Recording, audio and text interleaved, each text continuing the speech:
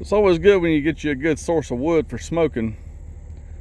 Now I've got a guy that lives about 10 minutes from me, and he's actually on here. Foothills Firewood. Check him out. I get most of my wood from him. But I know about this place due to my job. And this place makes cross ties. And this is all raw wood. You can see here, I've actually put rail cars in here before. But this is oak, hickory, all kind of hardwood, but it's predominantly oak. And these are just the end cuts from cross ties. Come down here to get me a little bit of this right here. Set this up, and some of it will be dry enough as it is, and other like that over there, you can see it's some more green. I'll get a little of that and set it up and just let it dry so I can cook with that next year.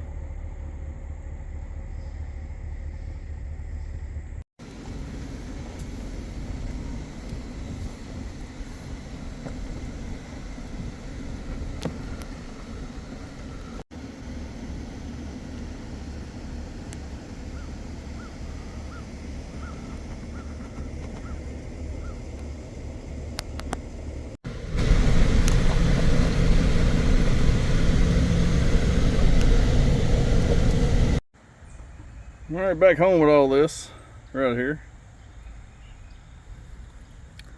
Pretty good little haul. Kind of embarrassed to say what it cost. 580 pounds of wood, $8. All good hardwood. Some of it's green, and I'll have to set it up there, which I found a use for these pallets now. I'll use these and season some of this green stuff. You know, some of it's ready to burn. Some of these thinner pieces like this that are gray, if I get a moisture meter, I'll check them out. But I'd say probably half, maybe a third of it I could probably burn right now, and the rest of it, it'll need a little while to dry out. And like I said earlier, I've got a wood guy that lives close to me, Foothills Firewood, and this is some I've got from him. Small amount to get me going.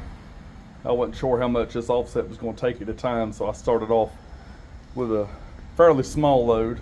This little pile here, this is oak splits. This is actually, I had a little bundle on hand of just some kiln dried stuff you get at the store. Just something to help get the smoker hot when I was seasoning it. That's what's left of it. This here's my little hickory stash. That's a random hickory chunk. Not sure what that one is. It was mixed in, but it was mostly green. And up here on the wall, I've got a couple pieces, random pieces sitting out. This was some green that I got from him. I just split it into some smaller pieces to let it dry. And then for comparison, I've got a couple of these sitting over here. So a good thing about having a reliable wood guy, everything you get is split and ready to go. Perfect size. There were a couple pieces over here he gave me that he said were a little bit longer. I took that little battery powered chainsaw and just zipped the ends off of it.